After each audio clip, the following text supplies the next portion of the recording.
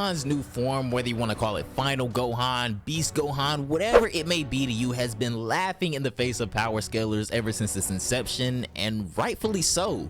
Just a notion that he's supposed to be on par or even stronger than Goku and Vegeta is downright bizarre and kind of patronizing. Plenty of fans have already had their suspicion of disbelief, and then there is the eternally pivotal question, can he really beat Goku though? Well, in this video we're going to talk about Gohan's new form while also taking the context into consideration. However, before we get into that, let me introduce you to our sponsor, Raid Shadow Legends. This game is absolutely free and by far the best mobile game, and it's also on PC too, granting you with a bunch of bosses, items, and characters from multiple different factions spanning all across the land of Teleria. My personal favorite faction are the High Elves. Like, even from their lore, story, character design, upgrade, weapons, and abilities, I'm absolutely infatuated. They've survived events such as orc rampages, trampling through the city, as far as the Dark Elves making an uprising and trying to overturn the entire city to using shadow magic. And above all that, they still to this day are the most prestigious and wealthy city in all of Teleria. Please be sure to check out this QR code or link in the description to download your Raid Shadow Legends and be gifted a ton of rewards. If you ever thought about playing Raid, right now is the best time. Raid has some seriously awesome events coming out, such as the Summer Splash event, which will give you some super cool skins for a fan favorite character, Trunda Guilt Mallet. And if you thought that was it, oh, how wrong could you be? Alongside that, there is also a new event going on for ongoing and new players called the Deliana's Chase event. All you have to do is log in for 7 days and you'll get your very own Deliana. He's an amazing early game character and a fantastic support to have on any team. All new players can enter promo code MyDeliana to get 50 XP brews to level up your Deliana's Chase to level 50 and also a ton of silver. If you use my QR code or link in the description, you'll also be gifted a super cool character named Aina alongside with a bunch of items and gear in game. These rewards and gear is worth almost $30, guys, so please make sure you grab that. There's seriously never been a better time to hop on Raid Shadow Legends, so get your gear, line up your champions, and let's raid.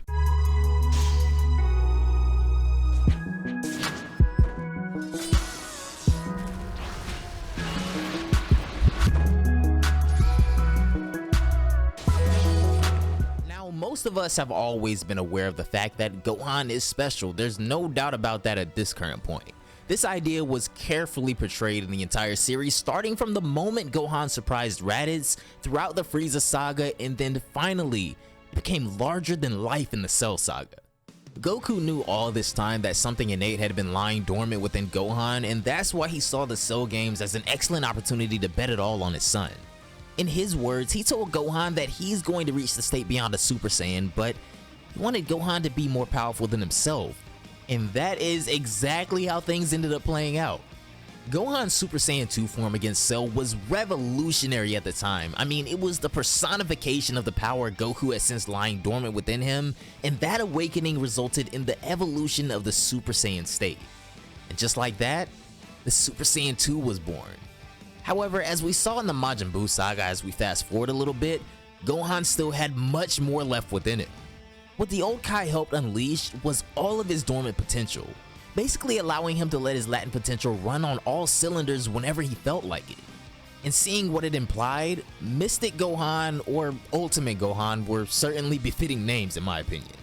But it's no secret that even though Gohan was theoretically at the absolute peak of his strength, all of his dormant potential realized he was still gradually growing stronger over time. Now comes another pretty relevant piece of discussion. How does the Super Saiyan transformation add into the equation?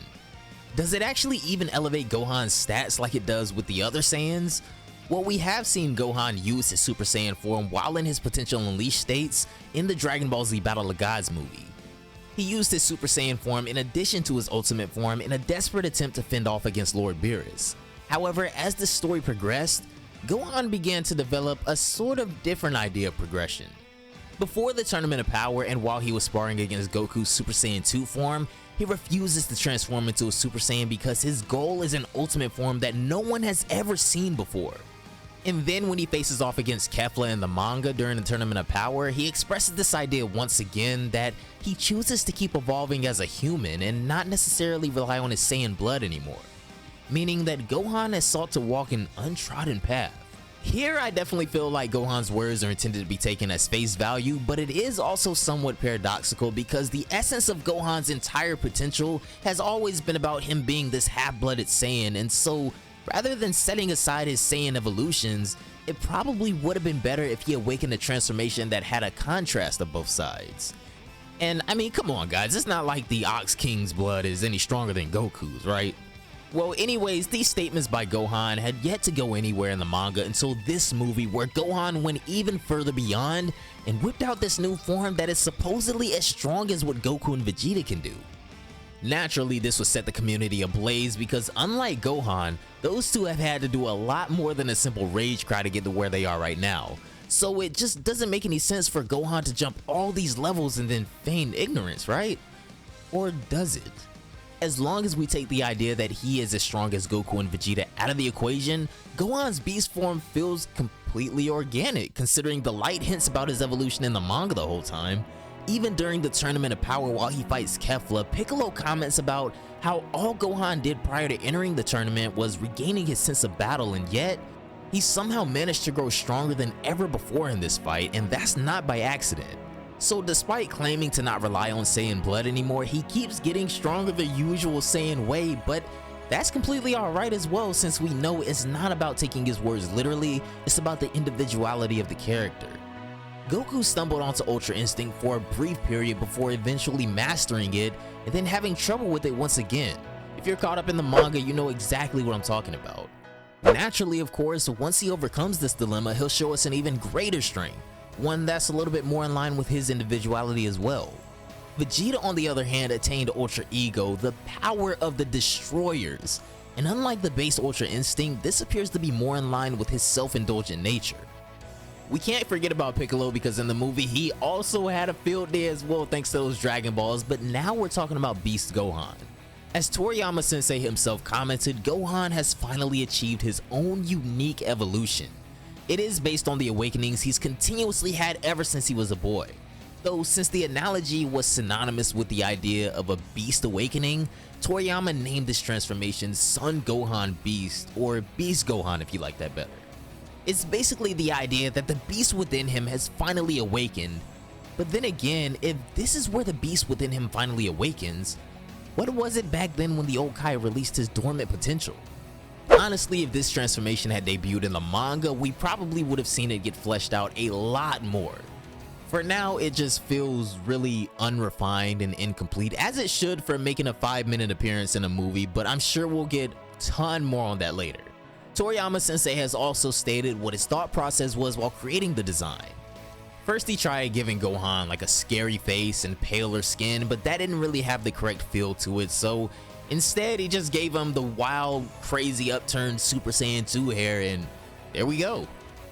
Toriyama would further go on to comment about how he's not really too sure what sort of design he would use if Gohan transformed even further, which makes you wonder about how if this is really the ultimate form no one has ever seen before.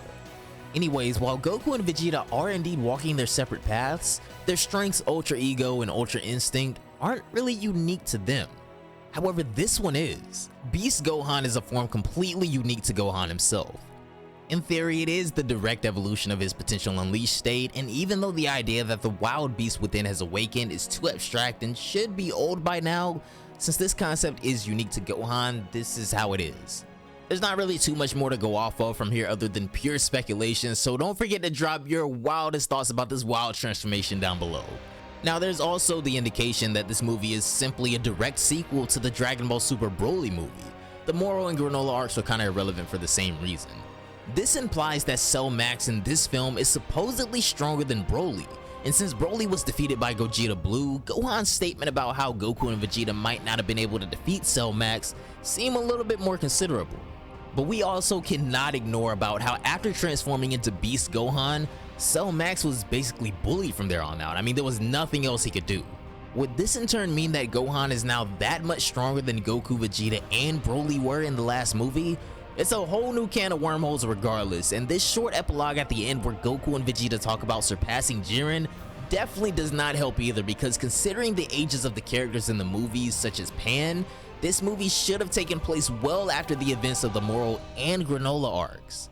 We definitely are going to need some more context on this in the future. I mean, will the manga adapt the movie? If it does, I'm sure Toyotaro will recontextualize a few things, and of course, the anime adaptation will then follow suit. Until that happens, I'll probably just be looking at this movie as more of maybe an alternate timeline or something like that, where Moro and Granola arcs just don't happen. Of course, since Gohan is now the strongest, as stated by Toriyama Sensei himself, this is now his timeline where Goku and Vegeta, not to mention Broly, have all been quite conveniently nerfed, for a lack of better words. The last thing I want to add to this is if you have any disappointment or frustration over this development, it's completely understandable. Rewatching Gohan's ascent against Cell will set things into perspective for you.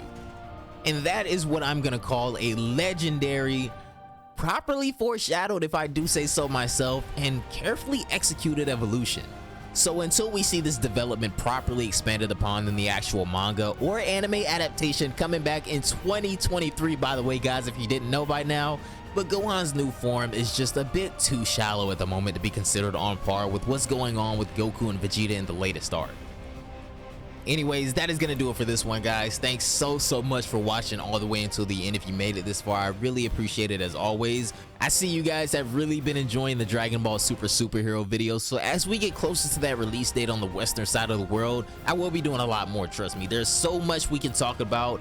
And also, I don't know if you guys knew, but the anime is coming back in 2023, so it is time, my boys. If you guys haven't seen the video I've done on that, it will be linked down below in the description box and up on the screen right now. Don't forget to hit that subscribe button before we get out of here to never miss an upload as soon as they go live. And consider hitting that like button as well if you have been enjoying the Dragon Ball content. But anyways, have a great day, and I will see you all in the next one.